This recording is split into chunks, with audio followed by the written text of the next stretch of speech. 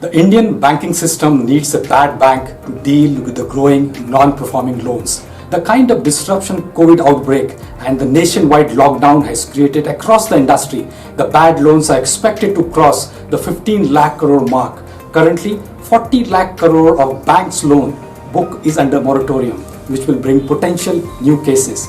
The existing infrastructure is just not ready to deal with such large number of stress cases. The banks doesn't have the management bandwidth and the capital to deal with the situation. The ARCs or the asset reconstruction companies wants hefty discounts to buy bad loans. The ARC's recovery record is also not very encouraging. The insolvency and bankruptcy code has been suspended for the time being.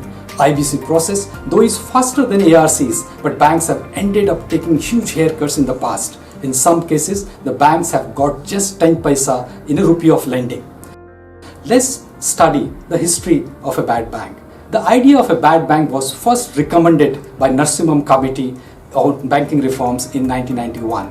The idea resurfaced in 2017 Economic Survey, and later some progress was made in the likely structure of a bad bank, but it remained on papers. Post-COVID outbreak, the Indian Bank Association has now made a strong pitch to the RBI and the government for setting up of a bad bank. Why there is a compelling case for a bad bank now? The domestic economy is likely to shrink for the first time in the last 4 decades. There are talks of a global recession. This means more stress for the industry as well as for the banking industry. The banking system is already saddled with 9% gross NPAs. The banks have been dealing with high NPAs for the last 7 years.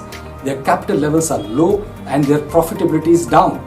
ARCs have limitation in terms of capital to buy large assets.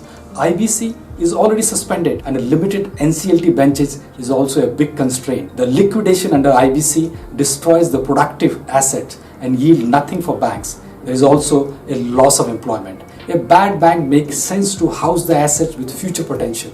This will provide comfort to bankers who fear investigation from CBI and CVC if they try to sell the assets to ARC at a discount. So let's understand what is a bad bank. A bad bank is actually a dedicated bad loan resolution company. It will buy the bad loans from banks at a book value or at a marginal discount to book value. The banks will be free to focus on lending and will also get instant money to redeploy it in the productive purposes. The bad banks will then try to restructure the loan, try to turn it around, sell it to a new buyer and recover the money. Like they say, it is easier said than done. The bad bank has to tick all the right boxes. First and foremost, there is no room for using taxpayers' money for setting up of a bad bank. The government and the RBI should be a facilitator in attracting global capital or global distressed funds and the private equity cap players. There are many sovereign funds interested in India's distressed asset market. The management of the bank has to be with professional. There has to be industry expertise in areas like steel, power, textile with eminent retired professionals on the board. The bad bank should not become a platform for bankers on reputation or post-retirement job for bankers. Last but not the least, the government should initiate governance reform in the public sector bank. The bad bank should not become an extension of public banks or a new entity to hide public sector banks' reckless lending. Bad bank is not a bad idea. What it needs is the responsible ownership, a professional management and a good governing board, and all the support from the RBI and the government.